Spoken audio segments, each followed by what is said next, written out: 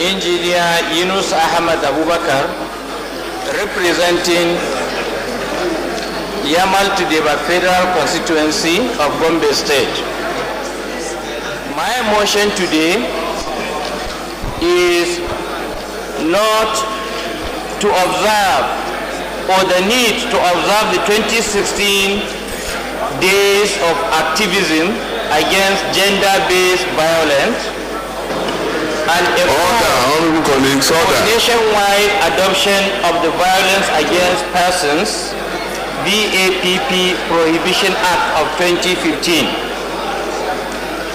I want the House to note that November 2025 of every year is marked as the International Day for the Elimination of Violence Against Women, and also the beginning of 16 days of activism against gender-based violence, which is an initiative supported by the United Nations, other international organizations, and many countries across the world to end the scourge of violence, discrimination, and inequality based on gender.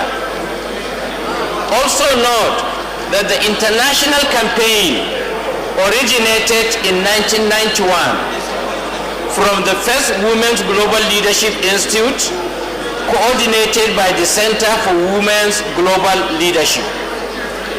Aware that the 2016 Unity Campaign, which is the United Nations Secretary General's campaign of 16 days of action, will run from November 2025, which is the United International Day for the Elimination of Violence Against Women, to December 10th, meaning we are now within it, which marks the Human Rights Day, and it is aimed to highlight the link between violence against women and human rights. And those 16 days of activism against gender-based violence campaign is a time to galvanize action to end violence against women and girls around the world. Acknowledge that the 16 days period include other significant dates like International Human Rights Defenders Day, 29th November, World AIDS Day, 1st December, International Day for People with Disabilities, 3rd December, and the anniversary of the Montreal Massacre, 6th December. Concern about the statistic from the National Demographic Health Survey of 2013, which shows that 3 out of every 10 Nigerian women have experienced physical violence by the age 15, and 25% of women have undergone female genital mutilation. Also concerned that the VAPP Act of 2015, which was duly passed, is currently applicable only in the FCT, that's Federal Capital Territory, with many states of the Federation yet to adopt it or enact other legislation protecting girls from violence in the public and private spaces. Further concern with daily incidents of gender-based violence and reports of increased sexual violence tied to the insurgency, including further alleged violations by state and non-state actors in the affected part of the country. This motion resolved therefore, Mr. Speaker, my honorable colleagues, number 1, that to observe and commemorate the 2016 days of activism as a mark of support to ending all forms of violence against women. Number 2, urge the 36 states houses of assembly to adopt the Violence Against Persons Prohibition Act of 2015 in their various states to ensure a nationwide commencement for legislative action to protect all vulnerable persons, especially women and girls. Number 3, mandate the committees on internally displaced persons, IDPs, refugees, and initiative on Northeast Zone, Human Rights, Justice and Women Affairs to investigate report of sexual assault of women, girls, and boys in the IDP camps, as well as those in host communities in the Northeast, in order to bring to justice the perpetrators of the inhuman actions which are further victimizing these already beleaguered citizens. I so move, Mr. Speaker. Solomon Bulus Maren is my name. I rise to second this wonderful motion moved by my colleague and indeed chairman of the Road Safety Committee. I so second, Mr. Speaker. Thank you. Which take place each year and runs from 25th November to 10th December. And it is also called the International Day for the Elimination of Violence Against Women. It also encompassing other important key dates, widely known as the 16 Days Campaign. It is used as an organizing strategy by individuals and organizations around the world to call for the preservation and elimination of violence against women and girls. It was originated by the first Women's Global Leadership Initiative in 1991 and is coordinated by the Center for Women Global Leadership. In support of this civil society initiative each year, the United Nations Secretary General's campaign, which is titled Unity, to end violence against women, calls for global action to increase worldwide awareness and create opportunities for discussions about challenges and solutions. Increase worldwide awareness and to create discussions about challenges and solutions. In 2014, Mr. Speaker, the Unity campaign called on governments, United Nations entities, civil society organizations, and individuals across the world to arrange their neighborhoods, to raise public awareness about the issue of violence against women and girls.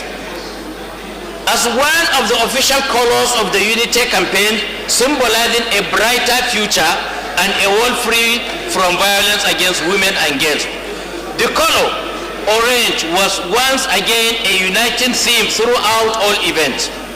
The initiative called on all people in all parts of the world to take action in their communities, play their part, and stand up against violence against women and girls. The Nigerian situation, Mr. Speaker and my distinguished honorable colleagues, violence against vulnerable persons, including women, nowadays including boys, is prevalent in Nigeria. In addition to physical, sexual, and emotional abuse, many women and boys in Nigeria experience female genital mutilation and circumcision, as the case may be, forceful ejection from home, matrimonial. Section 55 of the Penal Code, which is applicable in northern Nigeria, legalizes corrective attendances like beating of a child, pupil, servant, or wife, sexual favors in return for employment or grade in institutions is considered to be widespread. Almost every one of the obstetricians surveyed in a study on the causes and management of violence against women said they had managed a case of violence with the husband and as perpetrators in an estimated 70% of cases. Spousal rape is often overlooked or tolerated and yet to be codified as a criminal offense in Nigeria. The 2013 National Demographic and Health Survey showed women who are divorced, separated, or widowed are the more likely to have experienced physical violence than other women, with 44% of them reporting experiences of violence since age 15, compared with 25% of women who are married or living with their male partners, and 33% of never married women. It also shows that women in urban areas are more likely than their rural counterparts to report having experienced physical violence. Although regional variation is stark, with 52% of women in the South-South reporting gender-based violence compared to 13% in the Northwest. The low rate of reporting in the North is likely due to under-reporting. Given the prevalence, Mr. Speaker, and the intensity of violence against women and girls, it is not surprising that many are calling in a pandemic equal in concern to HIV and malaria in Nigeria. Despite this, the legal and judicial system provide women with little or no protection against violence.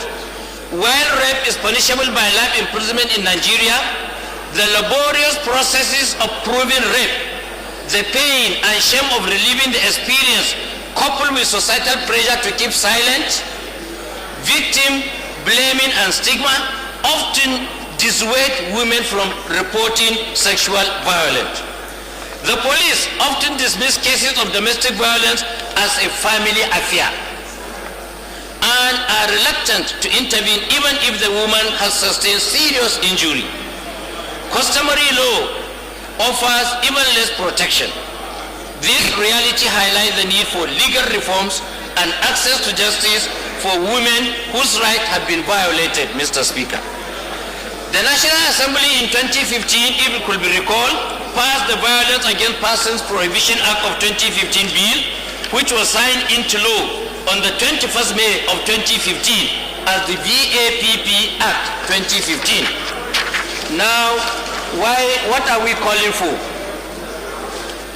Let us take action to support the 16 days of activism for no violence against women and children campaign for the domestication and or adoption of Violence Against Persons Prohibition Act 2015 by the 36 states of the Houses of Assembly to ensure a nationwide resolve.